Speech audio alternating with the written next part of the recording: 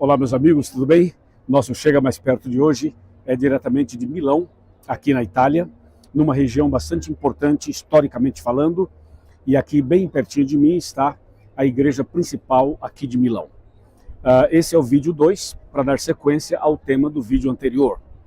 Bom, nós sabemos que a palavra de Deus em João 10,16 está escrito assim: ainda tem outras ovelhas que não são deste aprisco.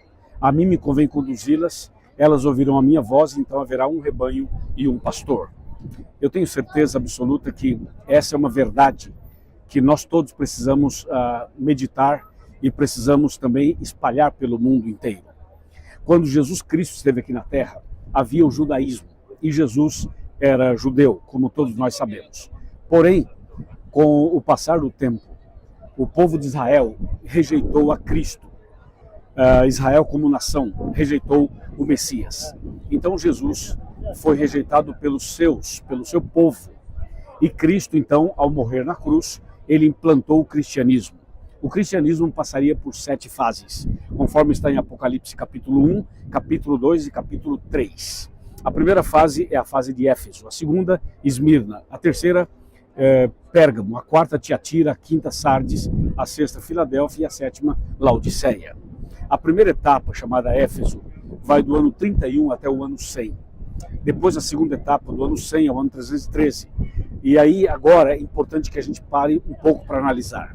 A primeira fase do cristianismo, chamada Éfeso, foi a fase apostólica, quando os discípulos estavam vivos. E a pregação era poderosa, era forte, era bíblica, era transparente, era sincera e era consistente. O diabo tentou contaminar a pureza da igreja cristã apostólica, mas não conseguiu. Na segunda fase do cristianismo, então houve uma perseguição aos cristãos, coordenada por Diocleciano. Aí, no final desse segundo período, Constantino, o grande imperador de Roma, ele faz o Edito de Milão, no ano 313, e assim ele encerra a perseguição aos cristãos. Ele acaba com a perseguição aos cristãos. Com isso, ele ganha a simpatia e o apoio dos cristãos. E ele é aclamado como um líder muito importante. E ele, então, passa a ser um líder político e também religioso. E com essa força toda, Constantino, então, faz o decreto mudando o sábado para o domingo, no dia 7 de março do ano 321, fazendo assim cumprir a profecia de Daniel 7:25 e Daniel 8, verso 12. Logo depois dessa mudança do sábado para o domingo, vem a fase de Pérgamo, quando há uma mistura de política com religião, quando há uma mistura do santo com o profano, do paganismo com o cristianismo. Pérgamo foi o período mais terrível da história no sentido de mudança de princípios bíblicos. Logo depois de Pérgamo vem Tiatira, que é a fase da Inquisição, da Idade Média, das perseguições, quando os cristãos eram perseguidos, torturados e mortos, e as Bíblias eram queimadas e as verdades rejeitadas e jogadas por terra. Isso ocorreu durante um longo período, até que em 1517 Deus levanta Martinho Lutero e levanta outras pessoas para dar início à Reforma Protestante. Isso ocorreu, vocês sabem, Lutero é da Alemanha, mas também viveu em Roma, né? Então, em 1517 acontece aquele famoso decreto, aquela famosa atitude das 95 teses da justificação pela fé, quando Martinho Lutero ele rompe com o catolicismo e ele então estabelece ali os princípios da reforma. E logo depois vem o período de Sardes, quando as verdades que foram jogadas por terra durante a Idade Média, elas começam a ser restauradas. Deus vai levantando pessoas do mundo inteiro, grandes homens e mulheres, para pregar a verdade e restaurar a verdade. Logo depois, vem o período de Filadélfia, quando Deus levanta, então, outras pessoas ao redor do mundo, outros pregadores, outros pioneiros maravilhosos, entre eles Guilherme Miller, que faz o grande movimento nos Estados Unidos. E assim a verdade é restaurada e há um reavivamento no mundo inteiro quando as verdades bíblicas começam a ser restauradas. E justamente no final de Filadélfia, ali em 1844, acontece o grande desapontamento com relação à volta de Cristo. E logo depois do desapontamento, Deus levanta a Igreja Adventista do Sétimo Dia para continuar o processo de reforma o processo de restauração das verdades que tinham sido jogadas por terra.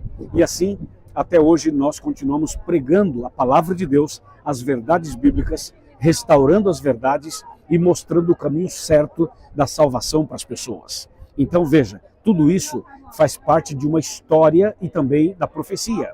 E aqui o local que eu estou é um local importante, porque aqui teve o edito de Milão, como eu disse a vocês, mas também teve o decreto dominical com a mudança do sábado para o domingo.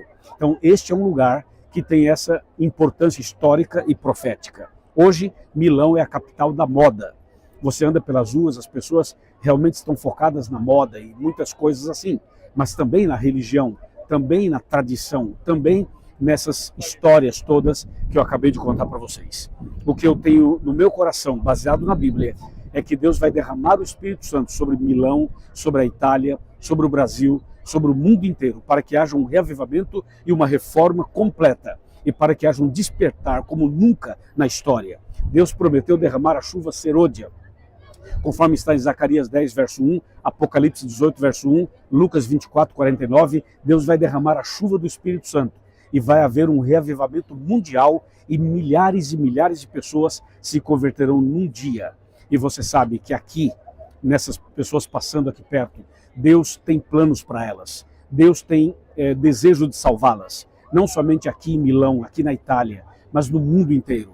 E por isso nós temos que nos unir em oração, em pregação da palavra, para que a verdade possa sacudir as pessoas. Nós clamamos a Deus para Deus sacudir Milão, sacudir a Itália, sacudir o mundo inteiro com o evangelho que transforma, que resgata. Eu quero convidar você a ser um evangelista, um pregador, uma pregadora, uma pessoa que estuda a Bíblia, que ensina a Bíblia. Vem com a gente, vamos nos unir e pregar o evangelho de Cristo, que realmente vai trazer esperança, paz e salvação para todos aqueles que forem sinceros de coração.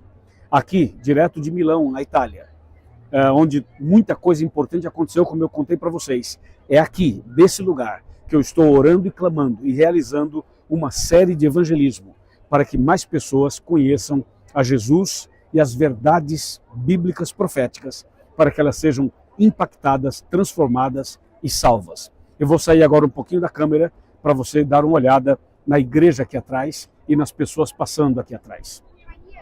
Aí você pode ver, é um movimento muito grande. Que Deus abençoe você. Eu quero convidar você para se entregar a Jesus, para se batizar, para seguir a verdade, para guardar os mandamentos, para não negociar a sua fé e ficar firme, porque Jesus em breve voltará. Amém. Deus te abençoe.